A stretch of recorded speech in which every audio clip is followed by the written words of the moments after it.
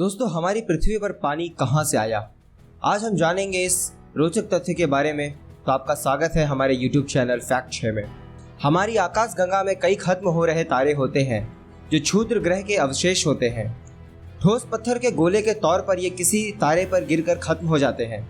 तारों के वायुमंडल पर नजर रखने वाले वैज्ञानिकों के मुताबिक ये क्षुद्र ग्रह पत्थर के बने होते हैं, लेकिन इनमें काफी पानी भी मौजूद होता है। इस नतीजे के आधार पर इस सवाल का उत्तर मिल सकता है कि पृथ्वी पर पानी कहां से आया। वैज्ञानिकों का अनुमान है कि हमारी आकाशगंगा में कई क्षुद्र ग्रह ऐसे होते हैं जिनमें काफी ज्यादा पानी है। यही पानी ग्रहों पर पानी की आपूर्ति करता है और जीवन को आगे बढ़ाता है। ब्रिटेन की वॉरिक यूनिवर्सिटी के शोधकर्ता रोबर्तो रॉडी कहते हैं, हमारे शोध से पता चला है कि जिस तरह से ज्यादा पानी वाले क्षुद्र ग्रह की बात हो रही है, वह क्षुद्र ग्रह हमारे सौरमंडल में काफी ज्यादा संख्या में पाए जाते हैं। हालांकि शोधकर्ताओं के सामने सबसे बड़ा सवाल यही था कि पृथ्वी पर पानी कहां से आया। काफी पहले पृथ्वी बहुत सूखा और बंजर इलाका रहा होगा। इसकी टक्कर किसी ज्यादा पानी वाले क्षुद्र ग्रह से हुई होगी और इसके बाद उस ग्रह का पानी पृथ्वी पर आया होगा। अपने इस शोध को विश्वसनीय बनाने के लिए राडी का ये दर्शाना था कि ज्यादा जल वाले क्षुद्र ग्रहों की मौजूदगी सामान्य बात है। इसके लिए उन्हें पुराने तारों के बारे में जानकारी की जरूरत पड़ी। जब तारा अपने अंत की ओर बढ़ता है तो वह सफेद रंग के बौने तारे में बदलने लगता है। उसका आकार भले ही छोटा हो जाता है, लेकिन उसके गुरुत्वाकर्षण बल में कोई कमी नहीं आती है। वह अपने आसपास से गुजरने वाले क्षुद्र ग्रह और कॉमेट्स को अपने वायुमंडल में खींचने की ताकत रखता है। इन टक्करों से पता चलता है कि ये पत्थर किस चीज के बने हैं। ऑक्सीजन और हाइड्रोजन जैसे रासायनिक तत्व अलग अलग ढंग से रोशनी को ग्रहण करते हैं। राडी के शोध दल ने खत्म हो रहे तारों पर पड़ने वाली रोशनी पैटर्न का अध्ययन किया है।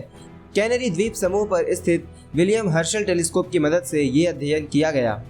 राडी और उनके सहयोगियों ने 500 प्रकाश वर्ष दूर खत्म हो रहे तारों पर शोध किया। उन्होंने बिखरे हुए क्षुद्र ग्रहों के रासायनिक संतुलन को आंकने की कोशिश की। उन्होंने पाया कि उनमें पत्थर के अलावा पानी की बहुतायत है। रॉयल एस्ट्रोनॉमिकल सोसाइटी के मासिक नोटिस में इन शोधकर्ताओं ने लिखा है कि पर्याप्त जल की मौजूदगी वाले क्षुद्र ग्रह आकाशगंगा के दूसरे ग्रहों तक जल पहुंचा सकते हैं।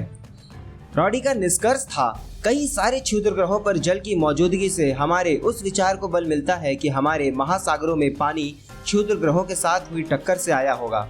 हाल के सालों में अंतरिक्ष वैज्ञानिकों ने हमारे सोलर सिस्टम के बाहर कई ग्रहों का पता लगाया है। केपलर टेलीस्कोप ने अकेले 1000 से ज्यादा ग्रहों को ढूंढ निकाला है। ऐसे बाहरी ग्रहों पर भी जीवन हो सकता है अगर इनका आकार पृथ्वी के समान हो और ये अपने तारे के गोल्डीलॉक्स जोन में हो, यानी पृथ्वी की ही तरह जहां तापमान न तो बहुत ज्यादा हो और न बहुत ही कम हो, तो उन पर जीवन की संभावना हो सकती है। शोध के सहलेखक और यूनिवर्सिटी ऑफ वॉरिक के प्रोफेसर बोरिस गैनसिक के मुताबिक जल वाले क्षुद्र ग्रहों ने संभवतः ऐसे ग्रहों तक भी पानी पहुंचाया होगा। हम ये जानते हैं कि जल के बिना जीवन के अस्तित्व की कल्पना नहीं की जा सकती है।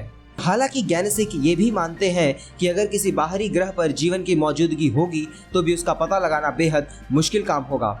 तो दोस्तों, हमने आज बहुत सारे रोचक तथ्यों के बारे में जाना। तो आगे ऐसे ही रोचक तथ्यों को जानने के लिए हमारे चैनल फैक्ट 6 को सब्सक्राइब करें, लाइक करें, कमेंट करें और कृपया इसे शेयर करना बिल्कुल भी ना भूलें।